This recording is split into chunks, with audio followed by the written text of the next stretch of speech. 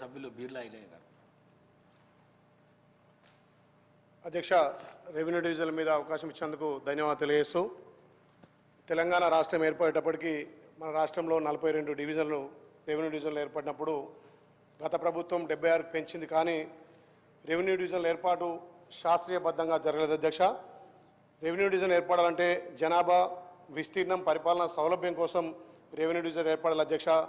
కానీ ఎన్నికలను దృష్టిలో పెట్టుకొని కొత్త డివిజన్లు, కొత్త మండలాలు రైతులకు ఇబ్బందిగా చేసినటువంటి దృష్టిలో ఉన్న అధ్యక్ష. చాలా చోట్ల రెవెన్యూ డివిజన్ సమస్యలు, వాళ్ళు తెచ్చినటువంటి ధరణి సమస్యల వల్ల ఎక్కువ కూడా భూ సమస్యలు తలెత్తినాయి అధ్యక్ష.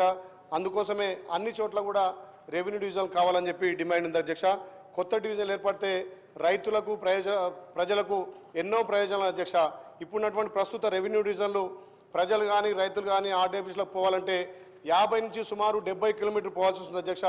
మా యాదాద్రి భువనగిరి జిల్లాలో 17 మండలాలు ఉన్నాయి అధ్యక్ష. 17 మండలాలకు గాను 2 రెవెన్యూ డివిజన్లు ఉన్నాయి. మా ఆలేరు గత 20 సంవత్సరాలుగా రెవెన్యూ డివిజన్ కావాలని ఎన్నో పోరాటాలు, ఎన్నో ఉద్యమాలు చేసినా అక్కడ రెవెన్యూ డివిజన్కు ఆలేరు అనుకూలంగా ఉన్నా దాని గత ప్రభుత్వం పట్టించుకోలేదు అధ్యక్ష. ఇప్పుడైనా మన ప్రజాపాలన గౌరవ ముఖ్యమంత్రి చొరవతోటి మా రెవెన్యూ శాఖ మంత్రులు మా పెద్దన్న పొంగులేటి శ్రీధరన్ గారి ఆధ్వర్యంలో ఆలేరును రెవెన్యూ డివిజన్ చేయాలి అధ్యక్ష. ఆలేరును రెవెన్యూ డివిజన్ చేస్తే 8 మండలాలు అక్కడ పరిపాలన సౌలభ్యం కానీ అక్కడ ఉన్నటువంటి భూ సమస్యలు కానీ పరిష్కారం అవుతాయి. అదేవిధంగా గతంలో కొన్ని మండలాలు ఏర్పాటు చేసినప్పటికీ అక్కడ స్థానికంగా ఉన్నటువంటి అన్ని గ్రామాలను పరిగణలోకి తీసుకోకుండా 30-40 కిలోమీటర్ల దూరం ఉన్న గ్రామాలను మండలాలు కలిపి దగ్గరున్న మండలాలను తీసి దగ్గరున్న గ్రామాలను తీసి మండలాలుగా ఏర్పాటు చేశారు. ఉదాహరణకు మోటకొండ మండలంలో పక్కనే ఉన్న 4-5 కిలోమీటర్ల గ్రామాలు కలపకుండా 30 కిలోమీటర్ దూరం కలపడంతో ఆ మండలానికి రావాల్సిన ఇబ్బంది ఉంది అధ్యక్ష.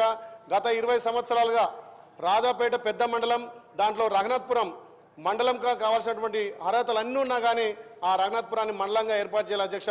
ఇప్పుడున్న మన ప్రజాప్రభుత్వంలో గౌరవ ముఖ్యమంత్రి సహకారం, ఇక్కడ రెవెన్యూ మంత్రి సహకారంతో రాజాపేటలోని రఘునాథపురాన్ని మండలం చేస్తే అక్కడ పరిపాలన సౌలభ్యం కూడా జరుగుతుంది అధ్యక్ష.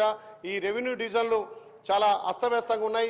ఇప్పుడు మన ప్రభుత్వంలో కొత్త రెవెన్యూ డివిజన్లు ఏర్పాటు చేసి అక్కడ ప్రజలకు, ఇక్కడ రైతులకు లబ్ధి జరిగే ఉండాలి. కాబట్టి ఎక్కువ కూడా భూ సమస్యలు, ధరణి సమస్యలు అధ్యక్ష.